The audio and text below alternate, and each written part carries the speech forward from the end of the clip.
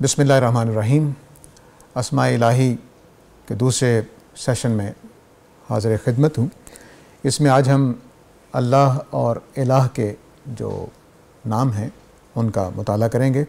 زیادہ فوکس میرا الہ پر رہے گا۔ اس کی وجہ یہ ہے کہ لفظ اللہ جو ہے وہ الہ ہی سے بنا ہے، تو الہ اور اللہ کا صرف اتنا فرق ہے کہ الہ کسی بھی دیوتا کو عرب کہتے تھے، لیکن اللہ صرف اس الہ کو کہتے تھے جو حقیقی الہ ہے، یعنی اللہ تعالیٰ۔ تو اسی ترتیب سے جیسے میں نے عرض کیا تھا کہ میں صورتوں کی ترتیب سے آیات سامنے لاتا جاؤں گا، جہاں جہاں اہم بات کوئی میرے خیال میں سامنے آئے گی وہ میں پیش کرتا چلا جاؤں گا۔ آل عمران کی یہ دوسری آیت میں اللہ تعالیٰ نے اس کو صفت کو لیا ہے، اللہ لا الہ الا ھو الحی القیوم۔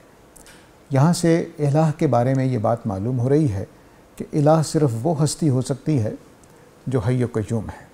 الہ کے معنی پہلے جان لیجئے، یہ بالکل خدا کے معنی، جس طرح ہم اردو میں خدا بولتے ہیں ٹھیک اسی معنی میں الہ کا لفظ بولا جاتا ہے۔ تو خدا ہونا یا الہ ہونا وہ حی و قیوم ہونے کا تقاضا کرتا ہے۔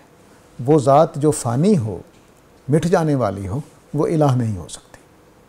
اس لیے یہ سورہ آل عمران میں تعارف یوں کروایا گیا کہ اللہ کے علاوہ کوئی الہ نہیں ہے، کیونکہ وہی تو حی و قیوم ہے، باقی تو کوئی حی و قیوم نہیں ہے۔ حی و قیوم تھوڑا سا یہاں بیان کر دیتا ہوں، اپنی جگہ پہ جب آئے گا تو تفصیل سے اس پر بات کریں گے۔ حی کا مطلب ہوتا ہے زندہ، قیوم کا مطلب ہوتا ہے قائم، اور حی و قیوم میں جو قیوم ہے خاص طور سے اس میں دوسروں کو قائم رکھنے کے معنی بھی ہوتے ہیں۔ مثلا جیسے باپ کی وجہ سے بچے پل بڑھ رہے ہوتے ہیں تو ہم باپ کو قیوم ایک اس سینس میں کہہ سکتے ہیں، ذرا آدمی بندوں کے لیول پہ، کہ وہ قیوم ہے اپنی فیملی کا۔ لیکن خدا کا قیوم جو ہے وہ بے پناہ قسم کا ہے، اس کی کوئی حدیں نہیں ہیں، کوئی محدودیت نہیں ہے۔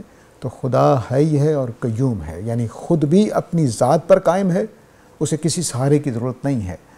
خدا کو کسی سہارے کی ضرورت نہیں ہے، اس کا مطلب یہ ہوتا ہے کہ نہ اس کو کھانے کی ضرورت ہے، نہ پینے کی، نہ آرام کی، نہ اس کی کوئی ضرورتیں ہیں، نہ اس کی کوئی احتیاجیں ہیں، نہ کوئی ایسی اس کو کمی لاحق ہوتی ہے جس کو پورا کرنے کے لیے وہ کسی کے پاس جائے۔ یہ قیوم کے اصل معنی ہے۔ حی کا مطلب ہے زندہ، ہمیشہ سے زندہ ہے، ہمیشہ زندہ رہے گا، اس کو کبھی موت نہیں آنی، قرآن نے یہی بیان دیا ہے۔ تو اللہ تعالیٰ الہ ہیں کیونکہ وہی حی و قیوم ہے۔ تو الہ صرف وہ ہستی ہو سکتی ہے، خدا ہستی ہونے کا حق صرف اس کو حاصل ہے جو حی و قیوم ہو۔ یہ پہلا نقطہ ہے جو سورہ آل عمران سے معلوم ہوتا ہے۔ اس کے بعد سورہ البقرہ کی یہ آیت ہے کہ الہکم الہ واحد لا الہ الا هو الرحمن الرحیم۔ اللہ کے علاوہ کوئی الہ نہیں ہے، الہ بس وہی ہیں، اور کون ہے الہ؟ الرحمن الرحیم۔ تو الہ الرحمن الرحیم ہوتا ہے، یہ دوسرا پہلو معلوم ہو رہا ہے۔ کوئی ذات جو ناقص ہوتی ہے بس وہی ظلم کرتی ہے، جو ذات کامل ہو، اس کو کوئی نقص لاحق نہ ہو اور اس کو کوئی نقصان پہنچا نہ سکتا ہو، وہ ظالم نہیں ہو سکتی۔ میں ظلم کیوں کروں گا؟ تاکہ جو میرے مقابل میں آنے والے ہیں وہ مٹ جائیں۔ بادشاہ کیوں پوری نسلیں تباہ کر دیتے تھے پہلے بادشاہوں کی، یا جو اس قابل ہوتے تھے کہ بادشاہی کی جگہ لے سکیں ان کے بچوں کو مار دیتے تھے، ان کے بڑوں کو مار دیتے تھے۔ کیوں؟ کہ وہ ان کی جگہ نہ لے لیں۔ کمزوری ہے نا، تو کمزوری کی وجہ سے ہم دوسروں پر ظلم کرتے ہیں کہ میرے مقابل میں کوئی نہ آ جائے۔ بڑے ملکوں کو دیکھ لیجئے، وہ چھوٹے ملکوں پر ظلم کرتے رہتے ہیں تاکہ وہ ترقی کر کے ان کے برابر نہ آ جائیں۔ تو لیکن اللہ تعالیٰ کی ذات چونکہ ایسی ہے، وہ الہ ہے، اس کے اندر کوئی نقص نہیں ہے، اس لیے وہ رحمان الرحیم ہے، وہ ظالم نہیں ہے۔ تو یہ صفت الہ سے کا ایک لازمی تقاضا ہے کہ خدا کی ذات رحمان الرحیم ہے۔ دیکھیے کچھ معنی ہوتے ہیں لفظوں کے، کچھ تقاضے ہوتے ہیں۔ مثلا میں نے کہا بھی بڑی گرمی لگ رہی ہے، تو یہ میں نے لفظ بول دیا گرمی لگ رہی ہے، یہ اس کے معنی ہے، لیکن اس کا تقاضا کیا ہے کہ پنکھا چلا دیا جائے، ٹھیک ہے؟ تو وہ معنی نہیں ہوتے۔ تو یہاں پر تقاضے بیان ہو رہے ہیں کہ اللہ کے الہ ہونے کا لازمی تقاضا ہے کہ وہ رحمان الرحیم ہو۔ اگلی آیت دیکھیے، سورہ آل عمران ہی کی ہے، هو الذی یصورکم فی الارحام کیف یشاء لا الہ الا هو العزیز الحکیم۔ دیکھیے الہ خدا بس وہی ہو سکتا ہے جو عزیز ہو اور جو حکیم ہو۔ عزیز کا مطلب ہے سب کے اوپر زبردست، سب کے اوپر قابض، سب کے اوپر کنٹرول کرنے والا، کوئی اس کے آگے بول نہیں سکتا، کوئی اس کی بات کو تبدیل نہیں کر سکتا، کوئی اس کو رائے نہیں دے سکتا، کوئی اس کی بات تبدیل نہیں کر سکتا، کوئی اس کے ذہن پر بات کر کے مؤثر نہیں ہو سکتا. یہ سارے پہلو عزیز کے ہیں. اگر خدا ایسا ہو جائے کہ وہ دوسروں کی بات سے متاثر ہو، اچھا میں نے سوچا ہی نہیں تھا، اوہو آپ کی بات بڑی اچھی لگتی ہے، میرے خیال میں نہیں آئی تھی، تو پھر یہ ایسی ذات خدا نہیں ہو سکتی. تو الہ ہونے کے لیے لازم ہے کہ وہ سب سے زبردست ہو، اس کے اوپر کسی کی نہ چلتی ہو، وہ سب سے کامل ہو، سب کے اوپر کنٹرول کرنے والا ہو. اور حکیم، آدمی کب حکیم نہیں رہتا؟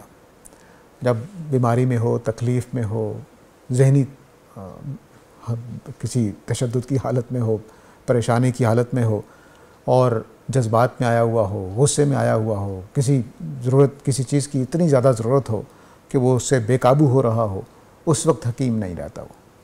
تو اللہ تعالیٰ کی ذات چونکہ الہ ہے، اس طرح کی کوئی کمزوری اس کو لاحق نہیں ہوتی، تو مستقل معنی میں حکیم ہے. حکیم کا مطلب ہے کہ کاموں کو حکمت، دانائی، مقاصد سامنے رکھ کر، اصول سامنے رکھ کر کرنے والی ذات کو کہتے ہیں.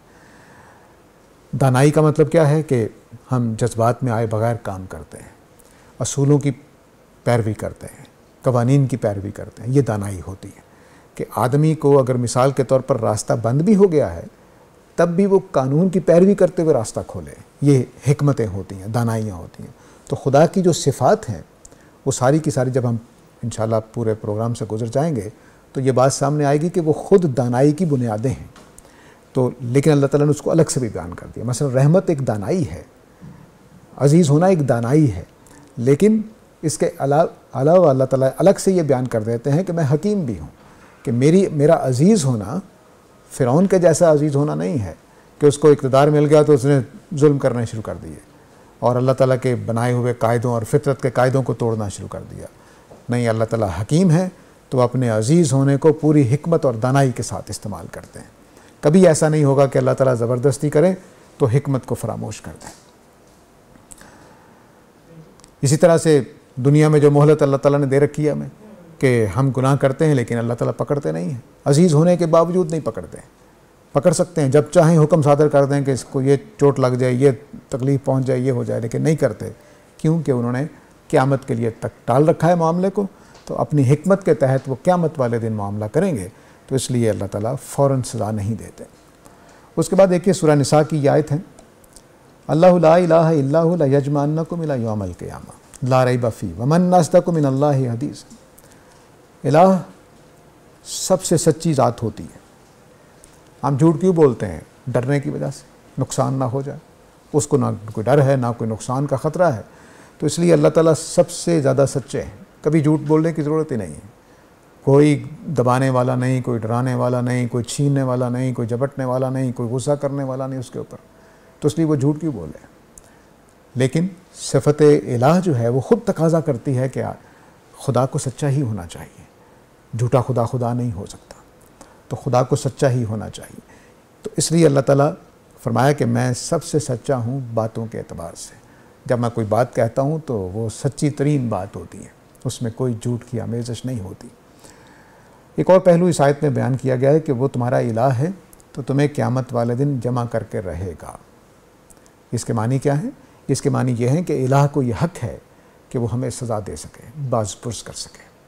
تو چونکہ ہم بندے ہیں اس کے، وہ ہمارا الہ ہے، تو یہ رشتہ لازم کرتا ہے کہ ہم اپنے الہ کے آگے جواب دیں. تو الہ کے معنی یہ بھی ہیں کہ وہ ہم سے حق رکھتا ہے کہ ہم سے پوچھے کہ تم نے یہ بات کیوں کہی تھی.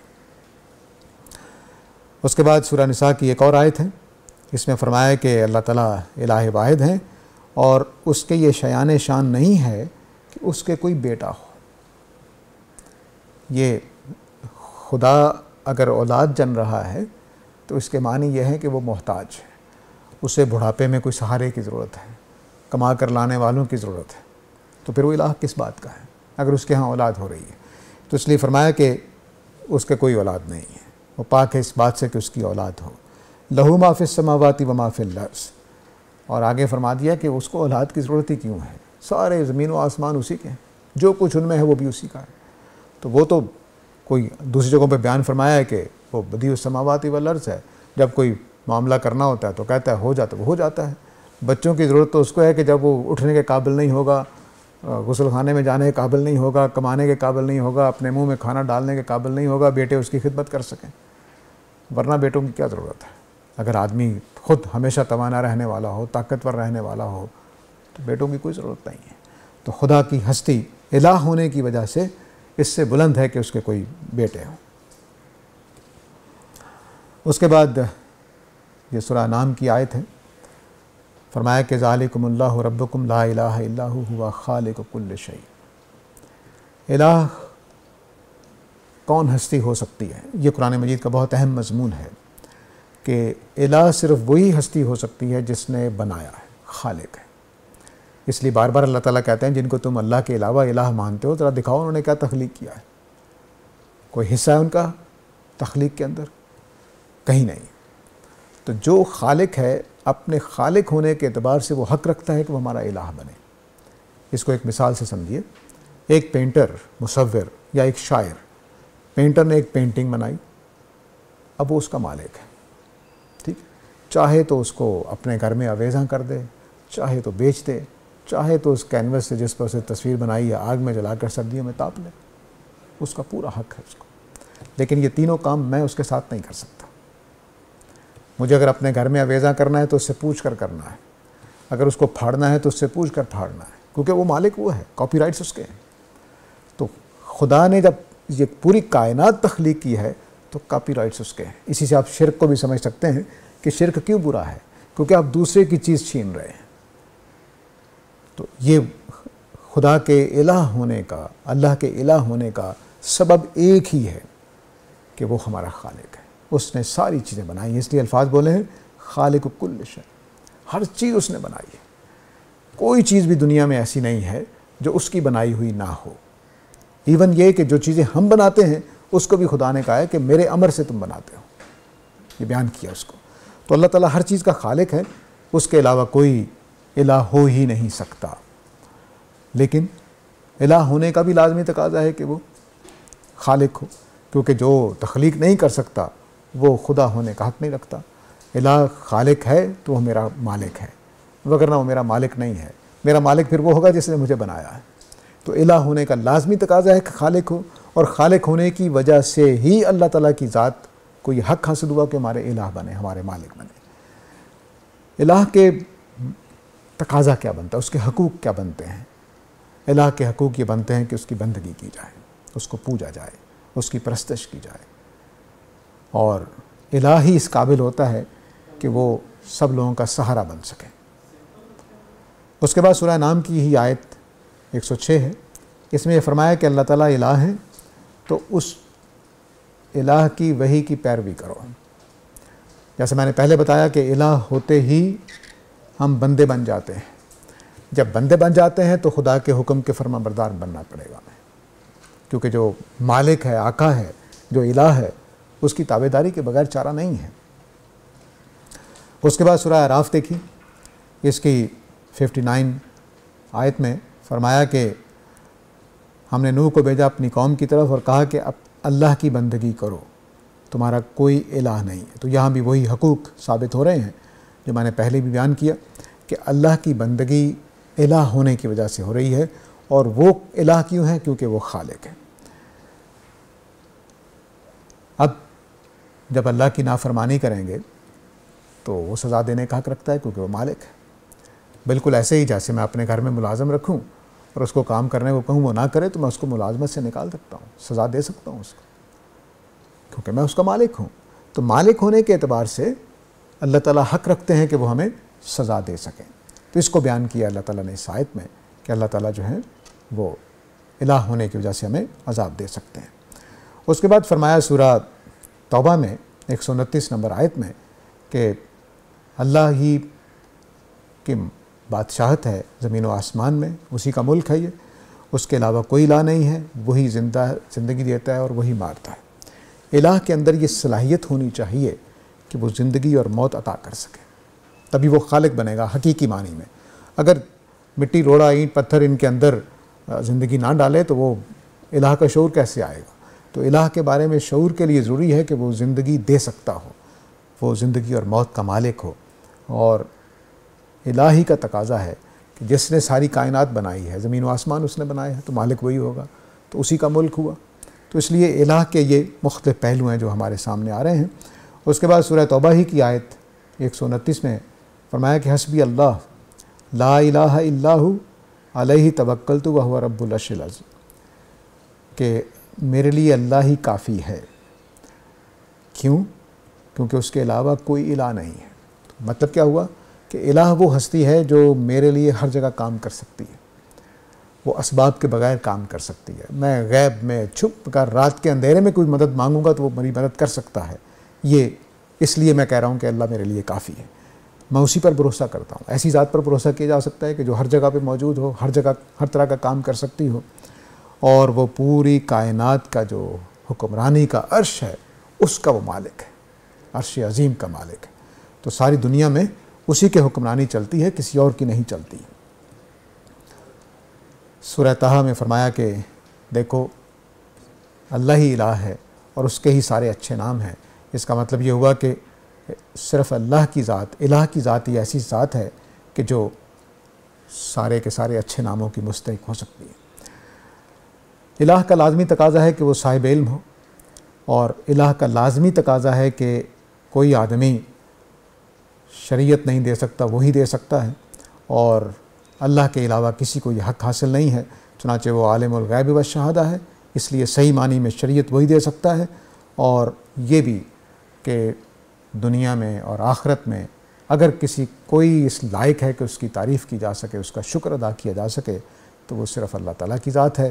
اسی کا حق ہے کہ وہ حکم جاری فرمائے اور اسی کی طرف سب نے لوٹ کر جانا ہے۔ یہ الہ کا مختصر تعارف تھا، اس کے ساتھ ہی اجازت چاہتا ہوں۔ وآخر دعوانا الحمد للہ رب العالمین۔